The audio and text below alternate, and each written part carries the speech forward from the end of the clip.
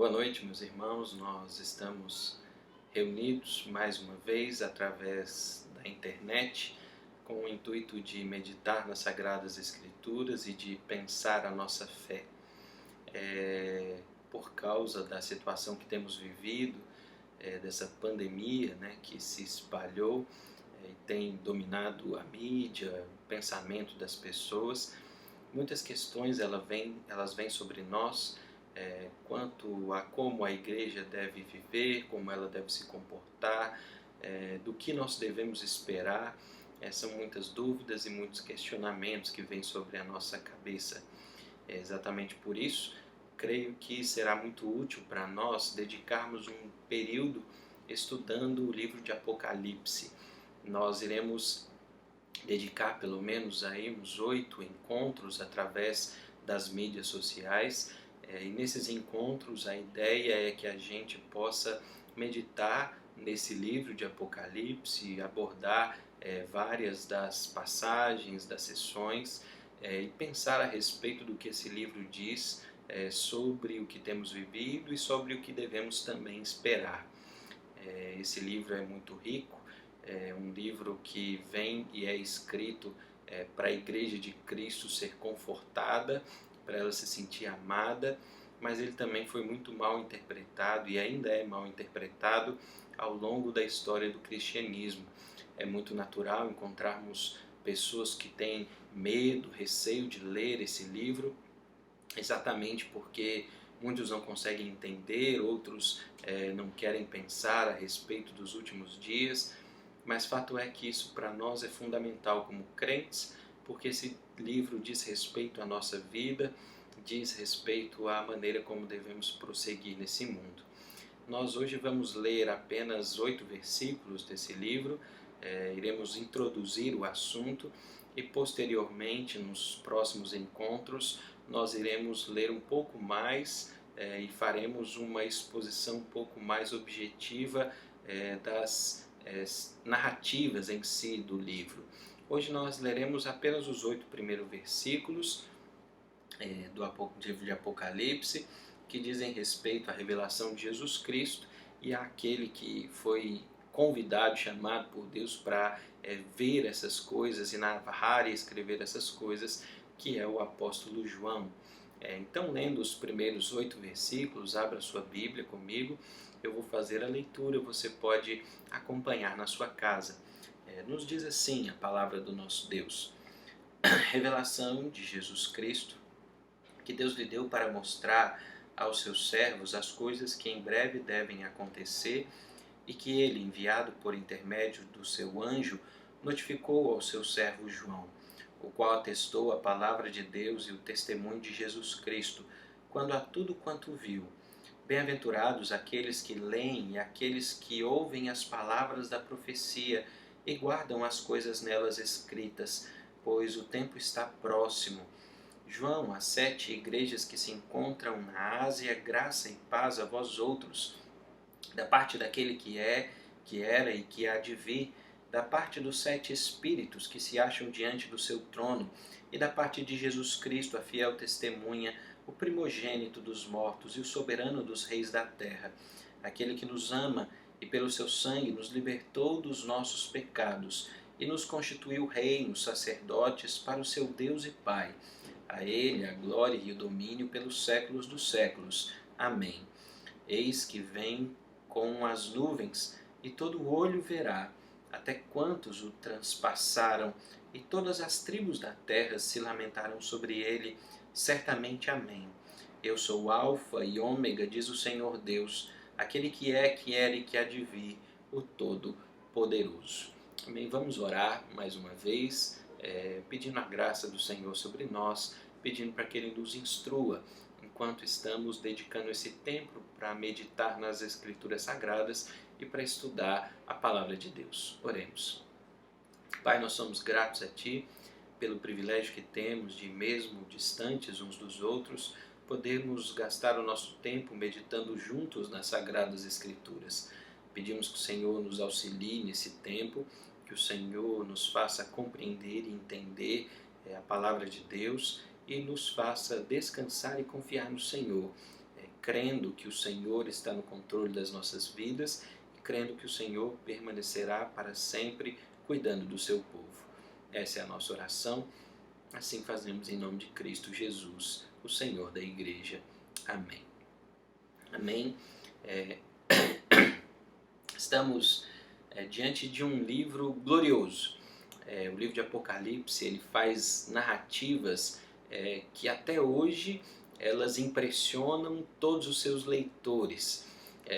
Mas é um livro cheio de significado profético, apocalíptico. E exatamente por isso a gente tem que tomar muito cuidado quando a gente olha para esse livro e quando a gente tenta interpretá-lo. O livro de Apocalipse, ele está dentro de uma literatura que ela não pode ser vista e observada como as demais literaturas da Escritura. Quando a gente pega um salmo, quando a gente pega um livro histórico, a gente o lê entendendo que as palavras elas realmente inferem o significado que elas têm, que elas devem ser compreendidas da maneira como nós lemos qualquer outro texto. Nós entendemos também que eles são literais, que as palavras dizem o que elas querem dizer. São diferenças que a gente não consegue aplicar no livro de Apocalipse. Porque a literatura apocalíptica ela é uma literatura cheia de simbolismo. As coisas que a gente leu e que a gente vai ler enquanto a gente estudar esse texto, elas não devem ser lidas da mesma maneira que nós lemos os outros livros das Escrituras. Seria como se a gente pegasse as profecias de Daniel, por exemplo, e a gente tentasse lê-las de forma literal. Elas tinham significados que foram interpretados, que até hoje ainda estão sendo interpretados, inclusive. Então, a gente tem que tomar bastante cuidado. Senão a gente vai ter um grande problema no que diz respeito à narrativa das nossas próprias vidas, porque a gente vai esperar, por exemplo, que uma besta surja do mar, outra surja da terra, um grande dragão apareça com 7 cabeças, e esses personagens, eles simplesmente teriam que habitar no meio de nós e nós teríamos que tratá-los de uma maneira que não faz nenhum sentido na forma racional do ser humano. Também teríamos que entender que outras narrativas elas geram um certo problema para nós pelo simples fato de que o simbolismo que elas carregam eles não podem ser aplicados à nossa vida, como as taças da ira de Deus, como as trombetas. Existem muitos que estão tentando decifrar as taças, as trombetas, mas vamos entender melhor tudo isso na medida que prosseguirmos com o texto, para a gente entender que tudo isso tem um significado diferente do significado literal. Por exemplo, a narrativa de Apocalipse, ela narra por 5 ou 6 vezes diferentes o nascimento de Cristo Jesus e por 7 vezes diferentes a sua morte e ressurreição. Se ela narra de formas tão distintas, em momentos diferentes, essas mesmas narrativas, e nós lêssemos de forma literal esse texto, isso significaria que Jesus teria que nascer por mais de uma vez e também que ele teria que morrer por mais de uma vez. É óbvio que nós não cremos que Cristo Jesus vai precisar fazer isso tantas vezes. Então a gente não pode ler todo o Apocalipse dessa maneira. Se existem exceções, a gente tem que aplicar a literatura do livro. É um livro simbólico e a gente deve lê-lo de uma forma diferente. Outra questão que a gente leu nos primeiros versículos é que esse não é um livro qualquer. Nós vemos, a partir do versículo de número 4, que o autor, aquele que transmite a mensagem, é o João. Ele não se identifica aqui como apóstolo, mas provavelmente isso acontece pelo fato dele não precisar fazer isso. Naquele tempo, dizer simplesmente eu sou João, aquele que escreve as 7 igrejas da Ásia. Quando ele escreve assim, provavelmente aquelas igrejas elas entenderiam quem estava escrevendo. E não é à toa que nos primeiros séculos a história da igreja ela diz que o autor desse livro da Escritura verdadeiramente era o apóstolo João. Todas as dúvidas referentes a isso elas vieram posteriormente, a partir dos estudos literários, mas no início não havia dúvida de quem havia escrito esse livro, era o apóstolo João. Entretanto, o apóstolo João ele não é o autor original dessa narrativa. E é por isso que essa narrativa ela começa de uma forma diferente de todas as outras nas Escrituras. Ela começa dizendo que essa é a revelação de Jesus Cristo. Esta não é o livro de João, não é como se fosse o Evangelho, as cartas que ele escreve às igrejas. Esse livro ele inicia com essa premissa para que a gente compreenda e entenda que o autor original desse livro é o próprio Cristo Jesus. Cristo Jesus quer falar com a sua igreja, Cristo Jesus quer revelar as coisas como serão, e Cristo Jesus quer preparar os seus servos, o seu povo, para aquelas coisas que estavam por vir e que, como ele mesmo nos diz, elas já estavam próximas daqueles que estavam lendo já no primeiro século essa carta, o livro de Apocalipse, pelas igrejas que ali o receberam. Entretanto, ele faz essa introdução com o objetivo de nos fazer entender que esse não é um livro comum. Esse livro diz respeito a coisas que nós não podemos compreender sem o auxílio de Cristo Jesus. Nós não veríamos esses sinais se Cristo Jesus não se revelasse a nós. Nós não entenderíamos nenhuma dessas situações se ele não tivesse nos contado de uma forma tão detalhada como ele faz no livro de Apocalipse. Essas palavras talvez ressoem àquele momento em que Cristo Jesus está conversando no seu último discurso com seus discípulos, lá no capítulo 17 do Evangelho de João, que nós temos estudado também, onde ele vira para os seus discípulos e diz assim: com vocês eu não tenho mais falado por segredos, porque para vocês que são os meus discípulos, eu conto as coisas como elas verdadeiramente são. Ele não tem segredos, e a respeito do fim dos tempos ele também não fez segredos para com a sua igreja. Ele nos revela como será, mesmo que ele não revele o tempo, mesmo que ele não revele a hora, mesmo que ele não revele exatamente tudo, ele nos conta a respeito de como essas coisas serão. Para revelar esses segredos, Cristo Jesus, no versículo de número 2, nos diz que ele chama João e ele atesta a palavra de Deus a João para que ele pudesse ver, entender e compreender todas as coisas que haveriam de vir e de acontecer. Então, nós vemos aqui também que Cristo Jesus ele está, de certa maneira, capacitando João e está atestando que o que João diz é a palavra a respeito do fim dos tempos, e exatamente por isso ele faz essa recomendação final no versículo de número 3, para dizer àqueles que ouvem essa palavra e que estão atentos a elas, eles serão chamados de bem-aventurados, porque eles compreenderão melhor as últimas coisas, porque eles entenderão melhor a respeito das coisas que estão por vir. E assim, no versículo de número 4, João introduz a si mesmo, ele não vê necessidade de dizer quem ele é. Quando alguém já é notável, não se faz necessário que ele fique apresentando as suas próprias características. Não era necessário as igrejas da Ásia ouvirem o apóstolo João. Simplesmente por ouvirem João, eles já identificavam que era o apóstolo, e obviamente apenas o apóstolo escreveria cartas, ainda mais com esse conteúdo, às igrejas da Ásia.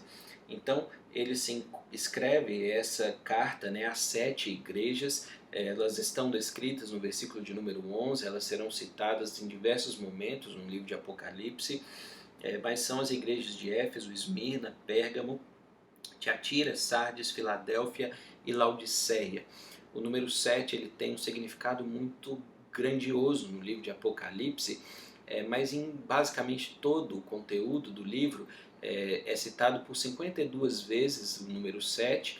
Em todas elas ele quer dizer completude. A ideia de citar 7 igrejas não é que esse livro é escrito para estas 7 igrejas exclusivamente, mas que essas 7 igrejas elas representam a completude de todas as igrejas em todos os tempos. Hoje não existe mais a igreja de Laodiceia. Se você for procurar a igreja de Sardes, a igreja de Tiatira, você não vai encontrá-la mais. Muitas dessas cidades mesmo nem existem mais. Então, elas querem dizer, a carta quer dizer que ao longo do tempo, ao longo dos séculos, essas igrejas elas representarão as outras igrejas de Cristo Jesus ao longo do mundo. Ainda hoje nós encontramos igrejas espalhadas ao redor do mundo que fazem coro, por exemplo, a igreja de Esmirna, outros fazem coro em outras regiões do mundo, a igreja de Éfeso, porque as suas características são muito parecidas, porque os seus defeitos são muito parecidos. Exatamente por isso nós podemos entender que essas igrejas elas representam a completude de todas as igrejas ao longo dos tempos. Hoje não existe a igreja de Éfeso, mas hoje existem muitos representantes da igreja de Éfeso espalhados pelo mundo. E assim pode ser também entendido e compreendido para todas as outras igrejas, para todas as 7 igrejas. Entretanto, João, quando vai escrever a igreja de Éfeso, apesar de estar trazendo um conteúdo, essas igrejas, né, as 7 igrejas, apesar de estar trazendo um conteúdo que é um conteúdo que diz respeito ao fim de todas as coisas, de como tudo acontecerá, são segredos de Deus, são tribulações que são narradas aqui, ele não escreve de uma forma que pode gerar algum tipo de medo, algum tipo de receio por parte da igreja, daquelas igrejas que estão recebendo essa carta. Observe que no versículo de número 4 ele diz: graça e paz a vós outros, da parte daquele que era e que há de vir. A grandeza de Deus ela está sendo revelada nessas palavras, porque Jesus Cristo ele sempre foi o Senhor, Ele é o Senhor e Ele há de ser o Senhor, e quando Ele vier, esse senhorio se tornará ainda mais expressivo, manifesto a todo olho, a todos aqueles que virem a sua volta. Aqueles que estão diante do trono, eles também atestam o conteúdo que Cristo Jesus está transmitindo às igrejas. Os 7 Espíritos aqui são narrados posteriormente, os anciãos serão narrados, o povo de Deus será narrado. Todos atestam a grandeza de Cristo Jesus e todos reconhecem a sua soberania, o seu grande poder no governo do mundo.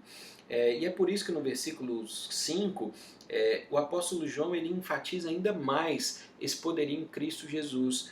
Ele é a fiel testemunha, ele é o primogênito dos mortos e ele é o soberano dos reis da terra. São 3 atributos apresentados a ele. O fiel testemunha, porque ele é a palavra. No Evangelho de João, o apóstolo diz que o princípio era o Verbo, e o Verbo estava com Deus, e o Verbo era Deus. E o Verbo ali, ele também é traduzido por a palavra de Deus. Jesus Cristo, ele sempre foi, sempre será o Senhor. Por isso ele é a fiel testemunha, é ele que testemunha as obras de Deus aos homens. E ele é um testemunho fiel do amor de Deus aos homens, porque ele é o nosso Redentor, ele é aquele que morreu para nos resgatar do nosso pecado. Ele é o primogênito dos mortos, o seu sacrifício foi aceito, a sua morte pagou o preço dos nossos pecados na cruz do Calvário. Por isso, ele é o primogênito, primeiro, mas ainda virão muitos outros, ou seja, a nossa morte não é uma morte definitiva, nós ressuscitaremos como ele ressuscitou, ele é o primogênito, nós viremos depois. E por último, o soberano dos reis da terra, o Senhor de tudo, de todas as coisas, de todos os reis, aquele que governa, aquele que tem todo o domínio sobre suas mãos, aquele quem nós devemos ver como o único regente governador de todo o mundo. Nós não deveríamos ter dúvidas disso, de que o seu poderio, de que a sua grandeza é infinita, de que ele verdadeiramente governa o mundo. Isso deveria para nós ser algo que levaríamos conosco em todo pensamento, mas infelizmente nós nos esquecemos disso. E muitas vezes nós o vemos como alguém menor e como alguém que não controla a realidade do mundo. Mas tudo está debaixo das suas mãos. É isso que a introdução desse livro ela quer dizer. E aí no versículo de número 5, na segunda parte dele, ele enfatiza ainda o motivo pelo qual esse livro está sendo escrito.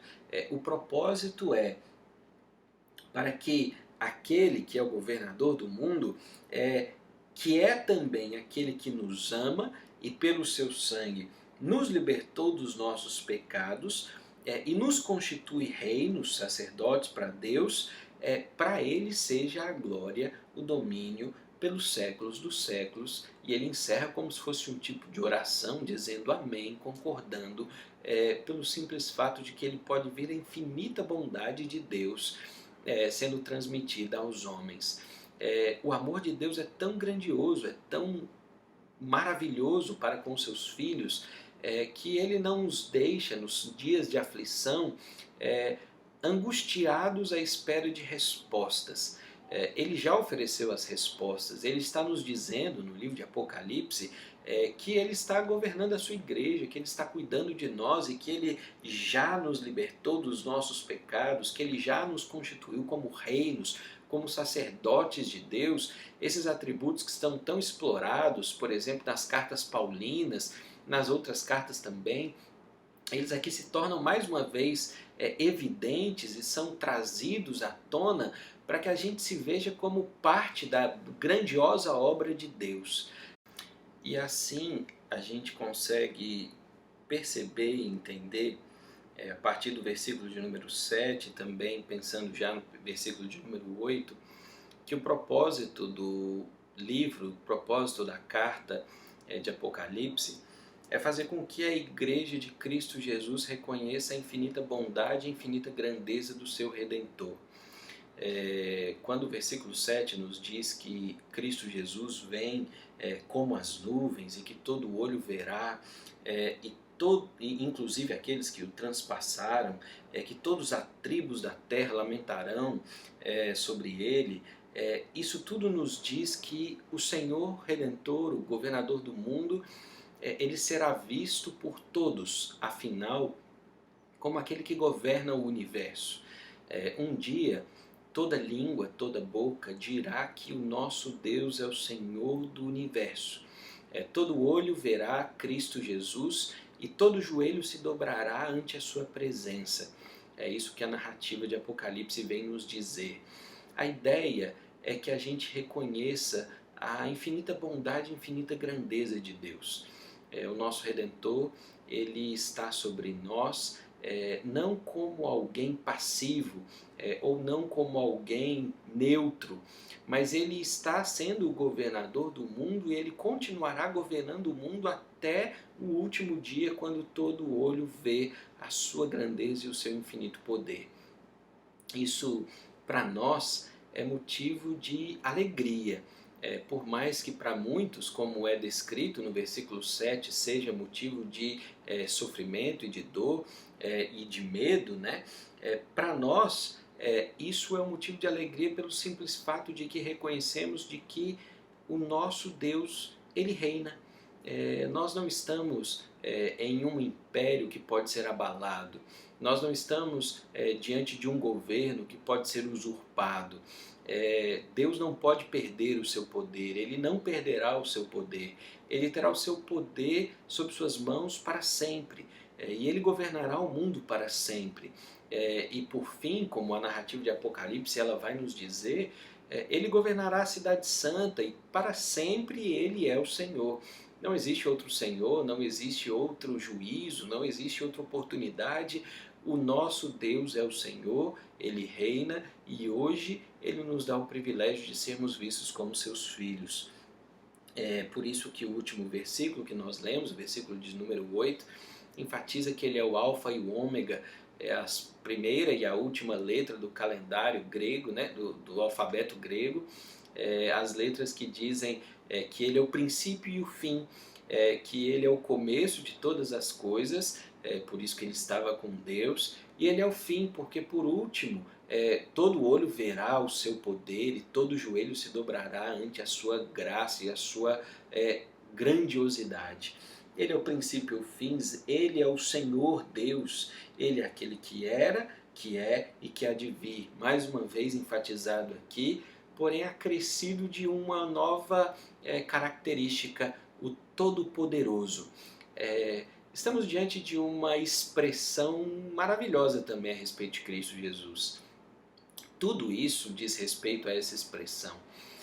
Não existe absolutamente nada que Deus não tenha poder para fazer.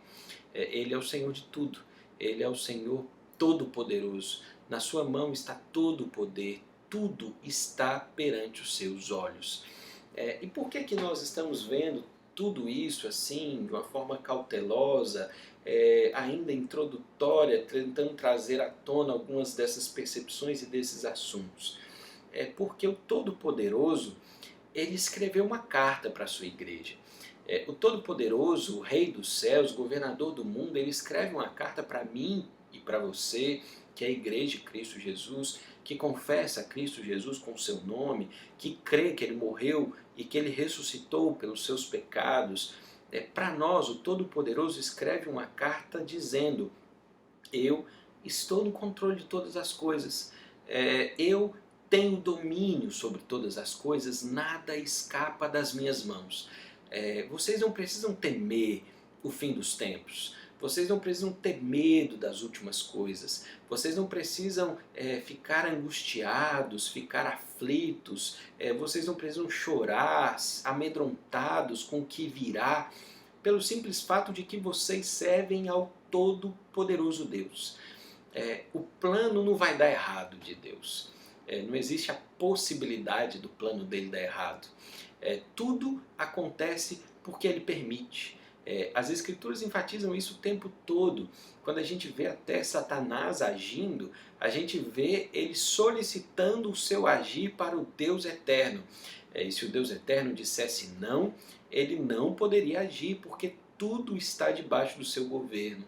É isso que ele diz nos evangelhos, quando diz que ele venceu a morte, que ele venceu o mundo, que ele ressuscitou, que ele está à destra de Deus, que ele governa o universo, que ele é o Senhor governador de tudo.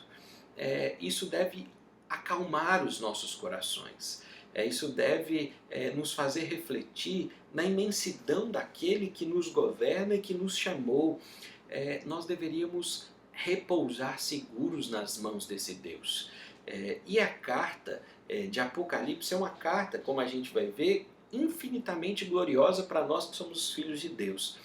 Porque quando Deus, nessa carta, e aí eu já estou adiantando um pouquinho para você entender aonde nós vamos chegar e para você se interessar também, né, por ler essa carta, porque se a gente vai estudá-la, necessariamente você precisa lê-la.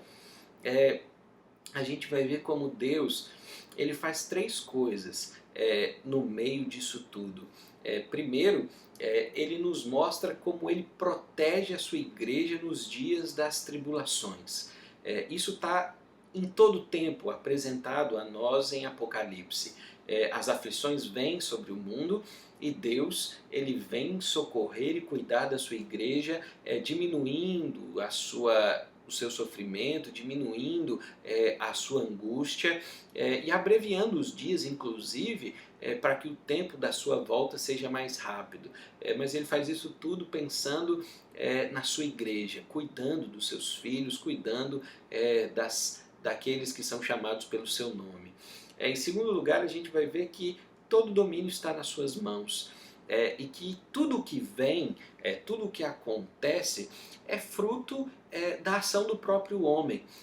As pestes, as pestilências, os efeitos da natureza, tudo que vem é porque o próprio homem gerou isso por causa do seu pecado. Então a gente se vê no meio disso tudo, não vendo um Deus mau ou um Deus ruim, mas vendo um Deus que com a sua infinita justiça vem punir o homem por causa da sua injustiça. O nosso Deus, ele não é um Deus mau, um Deus ruim, como muitos nos nossos dias gostam de ver, um Deus que pune o pecador, por exemplo, que pune o pecado, que chama a sua igreja a viver de forma santa e tira dela, né, algumas características que tanto são prezadas pelos homens carnais, mas tudo isso simplesmente não é porque Deus é mau, mas é porque nós somos maus, porque o homem é mau, porque o nosso pecado consome a terra e destrói a terra. E exatamente por isso nós estamos diante de um Senhor que necessariamente nos chama a nos arrepender. Todas as situações de conflito e de crise nesse livro, elas vêm visando buscar que os homens voltem os seus olhos para Deus. Infelizmente, nós vemos que em muitas dessas situações os homens não voltam os seus olhos para Deus. Pelo contrário, ao invés de ouvir o testemunho do Redentor, de voltar os seus olhos para Ele, eles o rejeitam e eles se revoltam e se rebelam contra a grandeza de Deus. Mas isso não faz com que o poder de Deus diminua. A rejeição do seu governo, ela não pode interferir no resultado final. O resultado final é: o nosso Deus governa para sempre. Ele é todo-poderoso Senhor de toda a terra. Por isso, o livro de Apocalipse, como nós veremos à medida que a gente estudá-lo, à medida que a gente vê, abordar todas as estruturas desse livro, a gente vai ver que esse livro ele é um livro glorioso e que nos traz muita esperança e que nos traz muita paz para os dias de tribulação. Meus irmãos, essa é uma jornada que eu sinto prazer de poder trilhar com vocês, e trilhar esse caminho com vocês será um caminho de imensa alegria, não só para mim, mas para todos vocês também, porque a gente vai reconhecer o quanto o nosso Deus ele é bondoso e amoroso e glorioso, e a sua infinita graça e a sua infinita misericórdia, elas nunca se afastam de nós. E para nós que temos vivido nesses dias de pandemia, ver que o nosso Senhor ele governa o mundo, que Ele tem cuidado da sua igreja, que Ele continuará cuidando da sua igreja, que Ele nos fortalecerá, que Ele nos fará perseverantes, que Ele derramará graça e misericórdia sobre nós. Isso para nós é motivo de imensa alegria, porque mesmo em meio às tribulações, o Senhor não deixa de cuidar da sua igreja e de cuidar do seu povo. Por isso, eu te estimulo a partir de hoje começar a leitura do livro de Apocalipse, e juntos nós iremos meditar nesse livro durante alguns dias, durante algumas semanas, e com a graça de Deus todos nós seremos renovados e sairemos cheios de esperança a respeito do fim dos tempos. Não com medo do que pode acontecer, mas confiantes de que o Rei Eterno governa a terra e que Ele governará a terra para sempre. Amém? Eu vou colocar também uma música que foi gravada esses dias pelo Projeto Sola, e ela reflete muito bem esse período que a gente vai estudar. Ela fala muito bem do poder de Deus, da sua obra redentora, e eu acho que é uma música que pode nos auxiliar a louvar e a engrandecer o nome do Senhor também nesse tempo de reflexão. Por isso ouça essa canção, depois ore a Deus, confiante de que Ele é o governador do mundo e de que o nosso Redentor reina para sempre. Deus abençoe, uma ótima noite na presença de Cristo Jesus.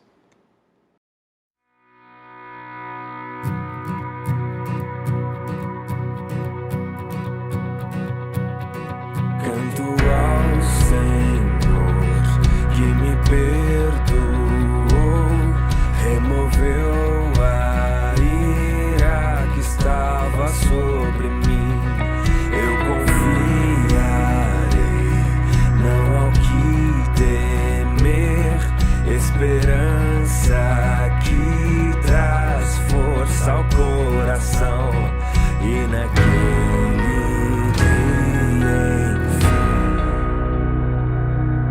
toda a terra então verá.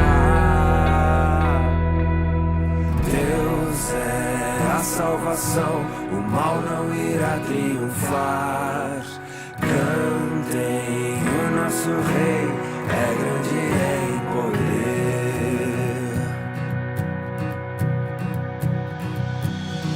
Verbo que encarnou, o amor veio